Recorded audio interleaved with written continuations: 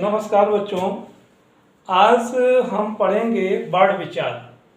व्याकरण के 3 अंग होते हैं: बाड़ विचार, शब्द विचार और वाक्य विचार। तो आज का जो टॉपिक हमारा रहेगा वो रहेगा बाड़ विचार। बाड़ विचार वर्णों के बारे में विस्तृत जानकारी इस वीडियो के माध्यम से हम आपको देना चाहेंगे और आप लोग जो है कि ध्यानपूर्वक से देखें और समझने की कोशिश करें। अगर कहीं पर भी समझ में नहीं आता है तो वीडियो को प्लेबैक करें, यानी कि थोड़ा सा वीडियो को पुश करके या प्लेबैक करके दोबारा से देखें और समझने की कोशिश करेंगे ताकि आपको अच्छे से वीडियो में समझ में आए बाड़ विचार के बारे में। तो शुरू करते हैं बाड़ विचार। आज का जो हमारा टॉपिक है हिंदी व्याकरण में वर्ण विचार। वर्ण विचार सबसे पहले बात करते हैं वर्ण। वर्ण क्या होता है? सबसे पहले बात आती है वर्ण होता क्या है, वर्ण कहते किसको हैं। तो वर्ण समझिए, वर्ण भाषा की वह इकाई होती है जिसके टुकड़े नहीं किए जा सकते, यानी कि सबसे छोटी इकाई, यानी ध्वनि की सबसे छोटी इकाई को ही वर्ण कहते हैं। यानी कहें वर्ण भाषा या ध्वनि की सबसे छोटी इकाई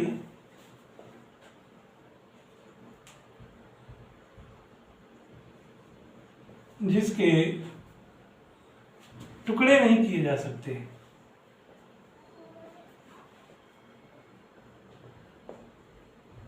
टुकड़े नहीं किए जा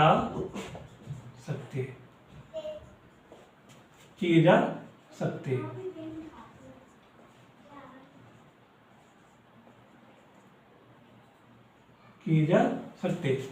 यानी कि कहने का मतलब है बच्चों कि जो वर्ण होता है वो भाषा की सबसे छोटी, यानी ध्वनि की सबसे छोटी इकाई होती है जिसके हम टुकड़े नहीं कर सकते हैं, जिन्हें टुकड़ों में हम बांट नहीं सकते। वो भाषा की सबसे छोटी इकाई होती है जिसको वर्ण कहते हैं। वर्ण। अब बात करते हैं वर्णमाला।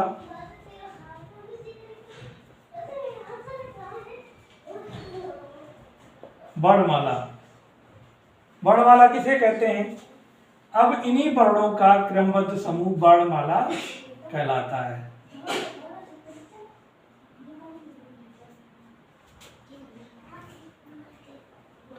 वर्णों का क्रमबद्ध समूह वर्णों या अक्षरों का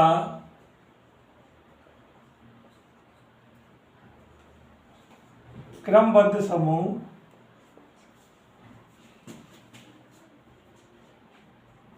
वर्णमाला कहलाता है।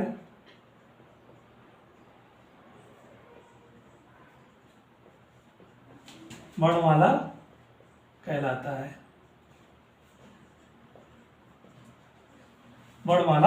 कहलाता है। अब अगला टॉपिक है वर्णमाला में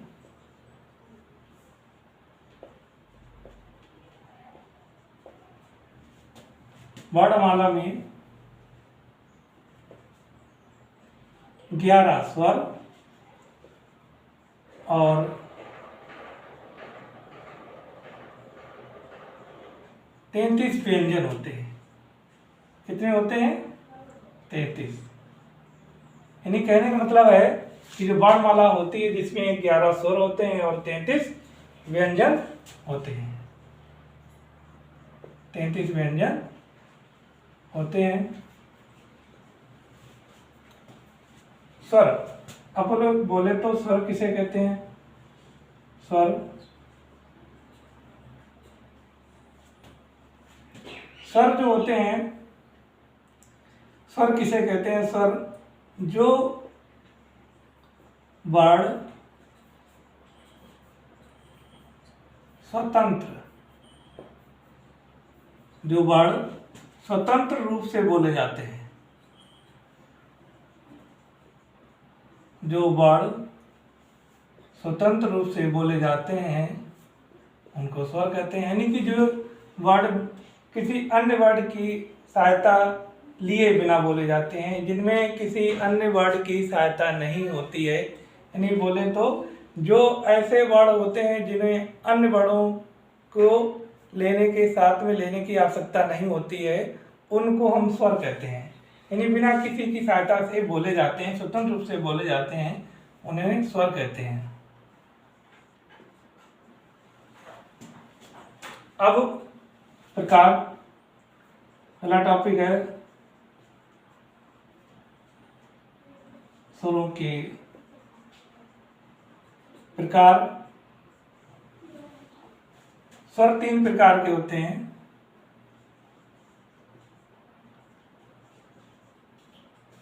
स्वर 3 प्रकार के होते हैं।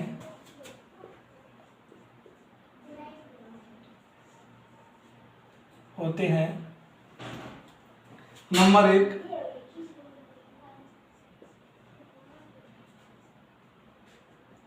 ह्रस्व स्वर। ह्रस्व स्वर यानी कि जिनको ह्रस्व स्वर वो स्वर होते हैं जिनको बोलने में बहुत कम समय लगता है, उनको हम ह्रस्व स्वर के अंतर्गत लाते हैं। उनको हम ह्रस्व स्वर के अंतर्गत लिखते हैं, जिनमें बोलने में बहुत कम समय लगता है। यानी कि जिनको बोलने में बहुत कम समय लगता है उनको ह्रस्व स्वर कहते हैं। जैसे कि छोटा आ, ई छोटी ई, छोटा ऊ और इसे ऋषि, ये सभी स्वर है जिन्हें बोलने में बहुत कम समय लगता है। नंबर 2 जिनको बोलने में 2 गुना समय लगता है, उनको कहते हैं दीर्घ स्वर। क्या कहते हैं? दीर्घ स्वर। दीर्घ स्वर बड़ा, बड़ी ई, बड़ा ऊ, ए, ऐ, ओ, औ। इसके बाद में आता है नंबर 3 दीर्घ स्वर के बाद आता है प्लुत स्वर। क्या? प्लुत स्वर। प्लुत स्वर क्या होता है? यानी इसको बोलने में 3 गुना समय लगता है, जैसे कि ओम। इन्हें बोलने में कम समय लगता है, इसको कम समय लगता है। ह्रस्व स्वर को बोलने में कम समय लगता है, कम समय लगता है, उन्हें हम ह्रस्व स्वर कहते हैं। जिनमें 2 गुना समय लगता है, इसमें 2 गुना समय लगता है, इसमें 3 गुना समय लगता है। 3 गुना समय लगता है। ठीक है बच्चों? यानी कि वर्णमाला, वर्ण जो होता है वो भाषा की सबसे छोटी इकाई होती है जिसके टुकड़े नहीं किए जा सकते। वर्णमाला किसे कहते हैं? तो वर्णमाला वर्णों या अक्षरों का क्रमबद्ध समूह वर्णमाला कहलाता है। वर्णमाला में 11 स्वर और 33 व्यंजन होते हैं। ये 11 स्वर है। ठीक है, इसमें एक प्लुत स्वर भी होता है ओम, इसको बोलने में 3 गुना समय लगता है। इसके बाद में अब आते हैं अयोगवा।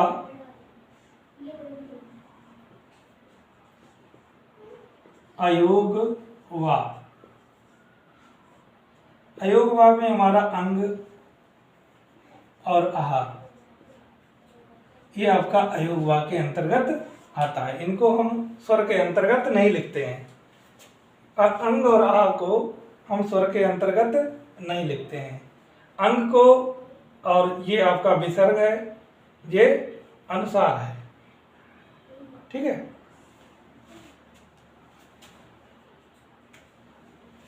अब बात करते हैं व्यंजन की।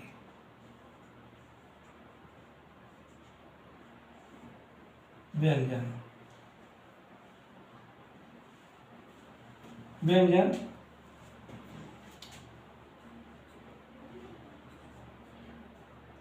ऐसे शब्द,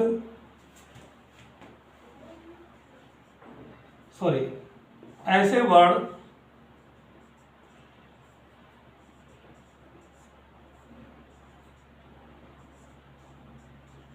जिनको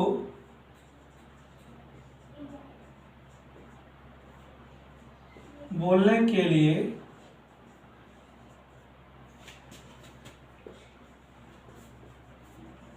किसी अन्य वर्ड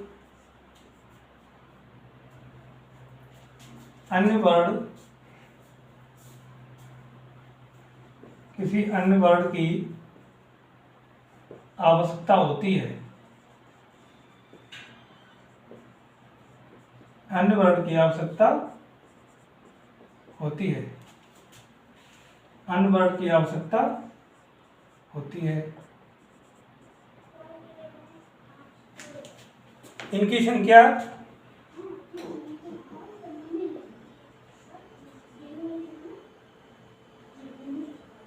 इनकी संख्या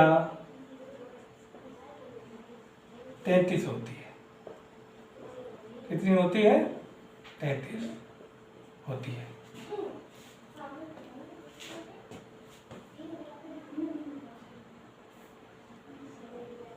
तैंतीस होती है।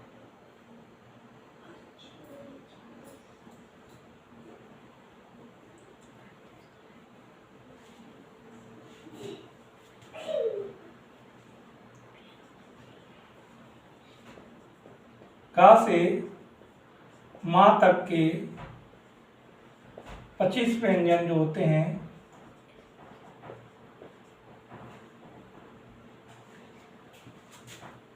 उनको स्पर्शी व्यंजन कहा जाता है। स्पर्शी व्यंजन कहा जाता है।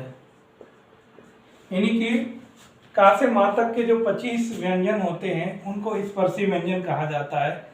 ऐसे व्यंजन जिनको बोलते समय हमारी जीवा जो है मुख के किसी न किसी भाग को स्पर्श करती है, इसीलिए इनको स्पर्शी व्यंजन कहा जाता है।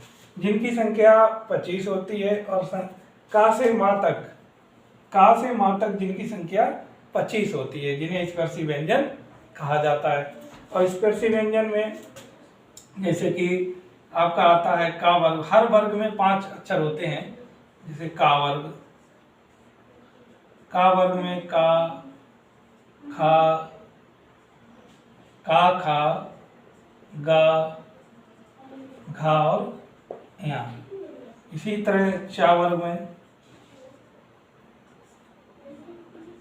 में चा, छा, जा, झा और वा। इसी तरह टा वर्ग में टा,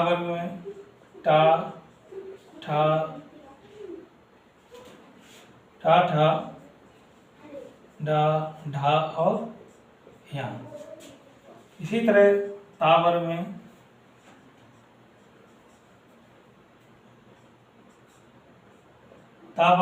ता, था, दा, धा और ना। इसी तरह पा वर्ग में पा, फा, बा, भा और मा। जो का वर्ग में होता है इसको हम कंठ से, इनका उच्चारण कंठ से होता है। बोल के देखिए, का, खा, गा, घा, खा, का, खा, गा, घा, यहाँ। तो ये सारे वर्ड जो होते हैं वो कंठ से इनका उच्चारण होता है, तो इसीलिए इनको कंठ से उच्चारण होता है, इसीलिए हम कंठ वर्ग में इसको का वर्ग में रखा गया है। चा वर्ग में कंठ उच्चारण रखा गया है। इसी तरह चा वर्ग में चा, तो ये चा जो हम चा वर्ग के अक्षर बोलने पर हमारी जीभ जो होती है वो मुख के तालु को, यानी कि तालु के जो चिकना भाग है उसको स्पर्श करती है। बोल के देख लिए, चा छा जा झा वहाँ, चा छा जा झा वहाँ बोलेंगे तो आपकी जो जीभ है वो कहाँ टच हो रही है, तालु में, तो इसीलिए इसको तालव्य के अंतर्गत रखा गया है, तालु। इसके बाद में टा जो टा ठा डा टा वर्ग वाले जो अक्षर होते हैं इनको बोलने पर हमारी जीभ जो होती है दांतों से थोड़ा सा पीछे वाला भाग होता है जो थोड़ा सा खुरदरा, और जो तालु चिकना है उससे आगे वाला भाग बोलने पर वहीं पर हमारी जीभ टच करती है, यानी कि छूती है, स्पर्श करती है, इसीलिए इसको मूर्धन्य कहा जाता है। क्या कहा जाता है? मूर्धन्य उच्चारण, मूर्धन्य उच्चारण। इसके बाद ता वर्ग में आते हैं ता था ता था दा धा न, तो ये हमारे दांतों से इनके उच्चारण होते समय, इन वर्णों के उच्चारण होते समय देखेंगे तो हमारे दांतों पर जीभ जो है स्पर्श करती है, यानी दांतों को स्पर्श करती है, इसलिए इनको हमने दंत उच्चारण कहा गया है। इसके बाद पा वर्ग में देखेंगे तो पा वर्ग जो है वो हमारा ओष्ठ, यानी पा फा वा भा मा, या पा फा वा भा मा, पा फा वा भा मा, इन सबको बोलते समय देखेंगे तो हमारी जीभ जो है ओंठों को टच करती है, यानी कि ओंठ के द्वारा इनका उच्चारण होता है, पा फा वा भा, यानी कि बोलने पर ऐसा लगता है जैसे सारे जो वर्ड हैं वो ओंठों से ही इनकी उच्चारण ध्वनि आती है, तो इसीलिए इनको हम ओष्ठ में रखते हैं, इसलिए इनको ओष्ठ वर्ग में, यानी ओष्ठ उच्चारण वर्ग में रखा गया है। का वर्ग, चा वर्ग, टा वर्ग, ता वर्ग, पा वर्ग, हर वर्ग में 5 अक्षर हैं, पांचों में सबके उच्चारण स्थान है। का वर्ग का कंठ उच्चारण स्थान है, चा वर्ग का तालु है, और टा वर्ग में जो 5 अक्षर हैं टा ठा डा ये मूर्धन्य है, ता वर्ग में ये दंत हैं, और पा वर्ग के जितने भी 5 अक्षर हैं उन्हें ओष्ठ में रखा गया है। इसके बाद अब बात करते हैं, इसके बाद जो अक्षर आते हैं पा फा वा या रा ला वा, उनको हम अंतस्था व्यंजन, अंतस्था व्यंजन मतलब ऐसे व्यंजन जिनको बोलते समय बाहर की हवा जो होती है मुख के अंदर जाती है। जब हम बोलेंगे या रा ला वा, तो ऐसे अक्षर जो होते हैं जिन्हें बोलते समय बाहर की हवा मुख के अंदर जाती है उन्हें हम अंतस्था व्यंजन कहते हैं। जैसे या रा ला वा, या रा ला और वा, या रा ला वा, या रा ला और वा, ये हमारे अंतस्था व्यंजन होते हैं। इसके बाद फिर आते हैं ऊष्म व्यंजन। ऊष्म व्यंजन ये कौन से व्यंजन होते हैं? ये ऐसे व्यंजन होते हैं जिनको बोलते समय हमारे अंदर की जो गर्म हवा होती है वो मुख से बाहर की तरफ जाती है। जैसे सा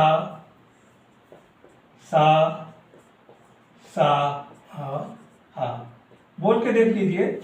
जब आप इनका उच्चारण करेंगे तो आपको एहसास होगा कि ये जो ऊष्म व्यंजन है इनको हाथ लगा करके बोलने का प्रयास करें। सा, तो आपको लगेगा कि हमारी हथेली में गर्म हवा मुंह से बाहर की तरफ लग रही है।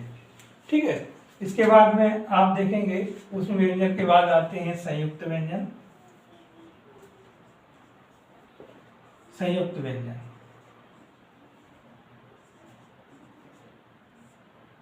व्यंजन, अब ये संयुक्त व्यंजन कौन से होते हैं?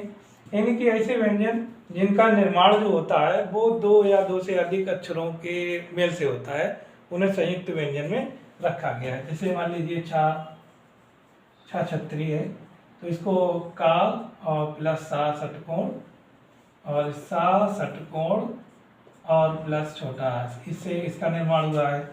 त्रा जो है वो आपका ता प्लस रा और आ से हुआ है। इसी तरह ज्ञानी जो है वो जा प्लस वहाँ जा और वहाँ और प्लस आ से हुआ है। इसी तरह आपका ऋषि सा है, जिसका निर्माण सासल्यम और प्लस रा और आ से हुआ है। इसके आगे का भी और भी व्यंजनों में प्रकार होते हैं और जगह इसको वर्णों को डिवाइड किया गया है, तो इसको अगले पार्ट में हम बताएंगे। इसके लिए आपको अगले पार्ट के लिए हमारे चैनल को सब्सक्राइब करें और बेल आइकन दबा दें, जिससे कि अगला जो वीडियो आएगा उसकी जानकारी आप तक पहुंच सके। धन्यवाद।